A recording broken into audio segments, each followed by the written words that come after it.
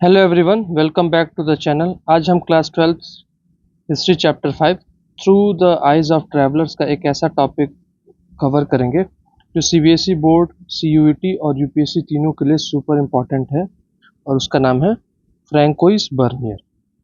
जब अल-बरूनी और Ibn Battuta India आए, उन्होंने यहाँ के कल्चर, लैंग्वेज और ट्रैवल रूट्स का ऑब्जर्व किया, लेकिन फ्रैंकोइस बर्नियर का अप्रोच बिल्कुल अलग था। उनका मेन गोल क्या था? इंडिया और यूरोप के कंपैरेटिव स्टडी करना और ज़्यादातर मामलों में इंडिया को यूरोप से इंफीरियर दिखाना। Today we will decode Bernier की observations, his theories on land ownership, urban centres and social customs like. Francois Bernier was a French physician, political philosopher and historian.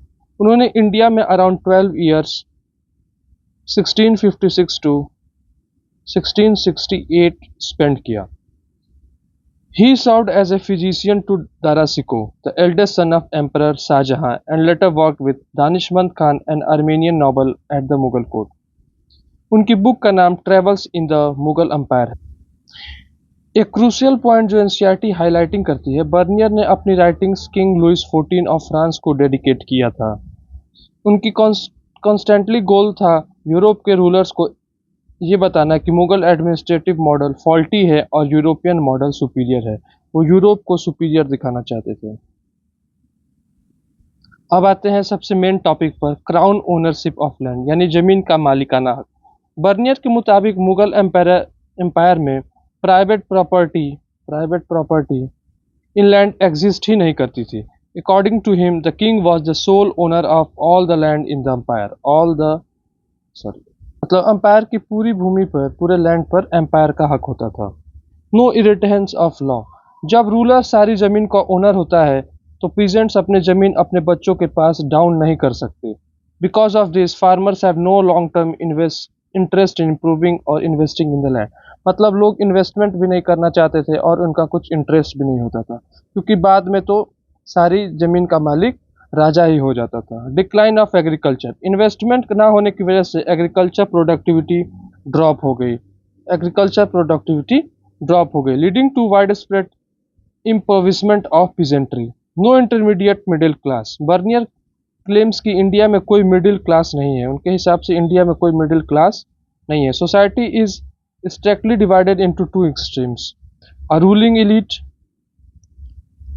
living in luxury and masses living in misery। मतलब या तो कुछ लोग बहुत ही ज़्यादा अमीर हैं और कुछ लोग गरीब हैं। मिडिल क्लास यहाँ पर टोटली एब्सेंट है। Is Bernier entirely correct? No. Modern historians agree कि बर्नियर की एक्सेगरेट किया था। Mughal documents like Ain e Akbari shows कि land revenue was a state tax on produce, not a rent for state own land. Private land transactions और hereditary rights actually exist. Ain e Akbari में ऐसा mention है कि प्राइवेट लैंड भी होता था और लोग सिर्फ उससे किराया देते थे और उससे टैक्स देते थे। बर्नियर व्यूज ऑन टाउन्स और trade are equally fascinating. Camp towns. Bernier हमें मुगल सिटीज को कैंप सिटी के बारे में कहता है। Towns that come into existence when the imperial court move in and lost significance when the court moved away. Artisans और कारखानाज। उन्होंने रिपोर्ट किया कि इंपीरियर कारखाना जो वर्कशॉप्स होते थे, हाई क्वालिटी मैन्युफैक्चरिंग होती थी, लेकिन नॉर्मल आर्टिसियंस को एक्सप्लॉइट किया जाता था। State controls forced artisans to sell cheaply without incentive to innovate. However, NCERT notes that 15% of the population in the 17th century lived in urban cities। तो urban city में उस समय 15% रहते थे, higher than Western Europe at that time। Cities were dynamic trading centers with merchant groups like Mahajan, Nagar Seth and Kshitris। Bernier ने सती प्रथा के बारे में भी बताया है, जहां पर उनके हिसाब से यंग विडोज को फोर्सली चिता पर बैठा दिया जाता था। Bernier noted that psychological and physical coercion involve in this practice. Economic role of women. Economic role of women। Bernier also noted that women participate actively in agriculture and non-agriculture production, showing that their role was not confined solely with the domestic work।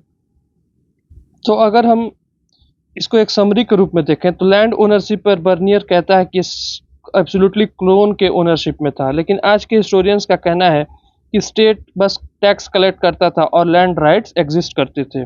Society structure के बारे में बात करें तो extreme rich और extreme poor की बात करता है बर्नियर, लेकिन मॉडर्न हिस्टोरियंस कहते हैं कि उसमें हायरार्की थी, लेकिन उसमें कॉमर्शियल मिडिल क्लास भी था। ऐसे भी लोग थे मिडिल क्लास के लोग जो कॉमर्शियली एक्टिव थे। अर्बन सेंटर्स, इनको अर्बन सेंटर्स को ये कैंप टाउन के रूप में कहता है, लेकिन मॉडर्न हिस्टोरियंस का कहना है कि वाइब्रेंट ट्रेड और आर्टिसियंस नेटवर्क था, तो हर जगह ये लोग फैले हुए थे। इन्फ्लुएंस की बात करें तो शेप्ड यूरोपियन व्यूज, इसने यूरोपियन को व्यू दिया कि इंडिया एक पिछड़ी हुई कंट्री है, जैसे कार्ल मार्क्स और मॉन्टेस्क्यू को।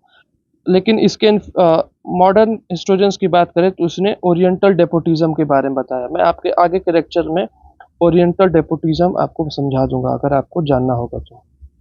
Despotism. Exam tip, board exams में 5 मार्क्स के क्वेश्चंस अक्सर पूछे जाते हैं। Discuss Bernier views on land,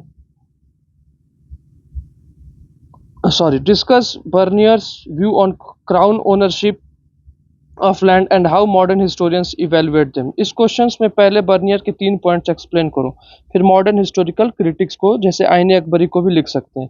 अगर आपको ये लेक्चर हेल्पफुल लगा तो लाइक करें, हेल्पफुल लगा तो इसको लाइक करें, शेयर करें और सब्सक्राइब करें।